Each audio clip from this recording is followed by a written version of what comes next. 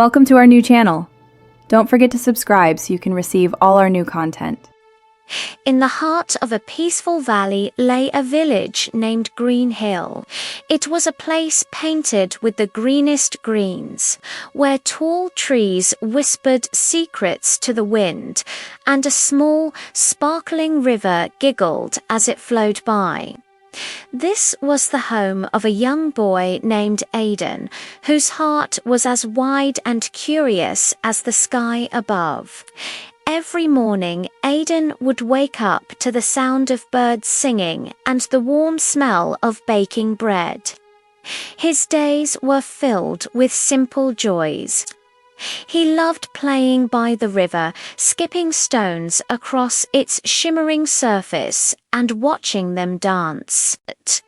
He helped his mother and father in their cozy little bakery, his small hands covered in flour as he learned to knead dough. But his favorite part of the day was the evening, when he would sit by the fireplace, listening to his grandfather's stories. His grandfather spoke of faraway lands, magical creatures, and forgotten paths. And with every story, a seed of adventure was planted in Aidan's heart. He dreamt of one day having an adventure of his own, a story that he could tell.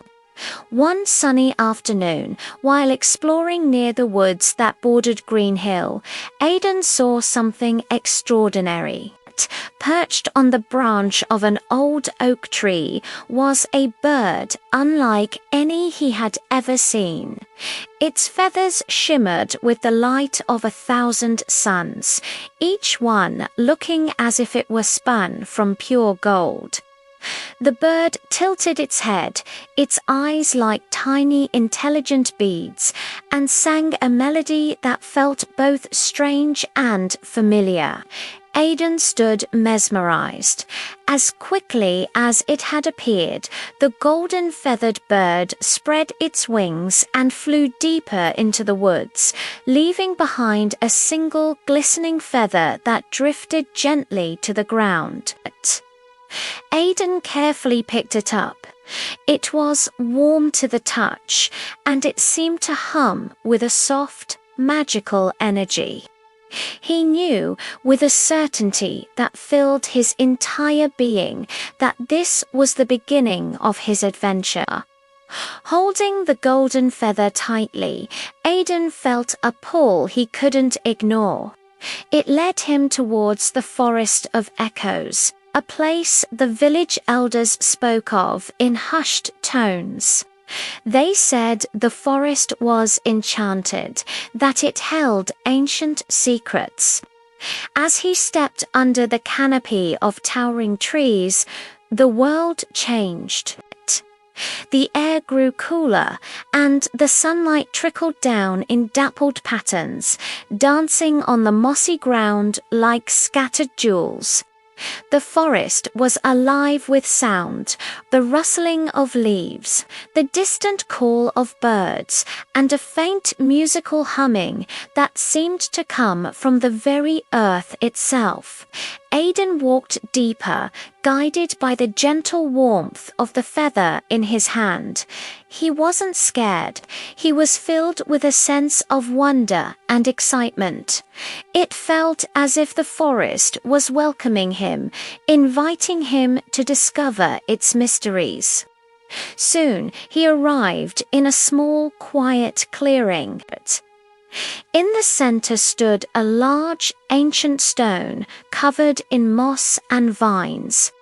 As Aidan drew closer, he saw that the stone was etched with strange symbols. They glowed with a soft, blue light, pulsing gently like a slow heartbeat. He reached out and touched one of the symbols. The moment his fingers made contact, the light grew brighter, and a voice deep and gentle as the rustling leaves echoed not in the clearing, but inside his mind. "Welcome, young traveler," the voice said. "You have a kind heart and a curious spirit. This forest has been waiting for you." This was the guardian of the forest, an ancient spirit who protected the woods and its secrets. The guardian explained that the golden-feathered bird was its messenger, sent to find someone worthy of discovering the hidden paths of the world. The world is much larger and more wonderful than you can imagine, the guardian's voice continued. This feather is a key. It will not show you the way, but it will help you find your own path. Be brave, be kind, and let your heart guide you. As the voice faded, the feather in Aidan's hand glowed brightly one last time before returning to its normal, beautiful shimmer. With a newfound sense of purpose, Aidan left the clearing. The path ahead seemed different now, more vibrant. The air buzzed with a quiet magic. He walked for what felt like hours, through whispering woods and across babbling brooks, the golden feather always warm in his pocket. Eventually, he came to a small, unassuming wooden gate nestled between two ancient, moss-covered trees. It looked as though it hadn't been opened in 100 years. As he approached, wondering how to open it, the gate creaked open all by itself, revealing a path he had never seen before. Beyond the gate, the world opened up into a breathtaking landscape. The colors were brighter, the air smelled of flowers he had never encountered, and the sky was a shade of blue so deep it felt like he could fall into it. He had stepped out of the world he knew and into a land of pure magic. This was the true beginning of his journey, a step into a wider, more wondrous world. Aidan followed a winding path that led him down into a sun-drenched valley filled with wildflowers of every color imaginable. Butterflies with wings like stained glass flitted from bloom to bloom. In the middle of this beautiful valley, he met a girl named Mara. She had a bright, friendly smile and eyes that sparkled with mischief. She was sitting by a small, clear stream, sketching the flowers in a worn, leather-bound book. She looked up as Aidan approached, and her smile widened. "Hello there," she said cheerfully. "You're a new face. I'm Mara." Aidan introduced himself, and soon they were talking like old friends. Mara was an explorer, just like him. She was on a quest to draw every type of flower in the hidden lands. She shared her lunch with Aidan's sweet berries and nutty bread that tasted of sunshine and earth. They laughed and shared stories, and Aidan felt a warmth that had nothing to do with the sun. He realized that adventure wasn't just about seeing new places, but also about the friends you meet along the way. As they were talking, they heard a small whimper coming from a nearby thicket of bushes. Pushing aside the leaves, they found a small red fox with its paw caught in a thorny vine.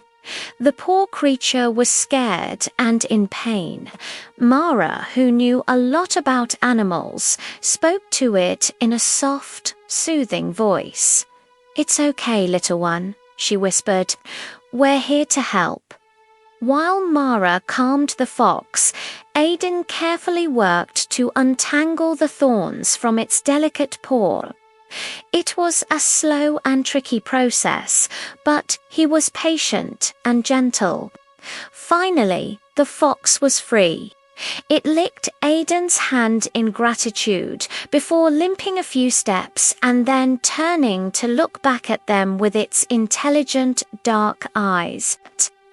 It gave a happy little yip and then disappeared into the woods. Aidan felt a deep sense of joy. Helping the fox felt just as important and wonderful as discovering the magical gate. He understood what the guardian meant by being kind.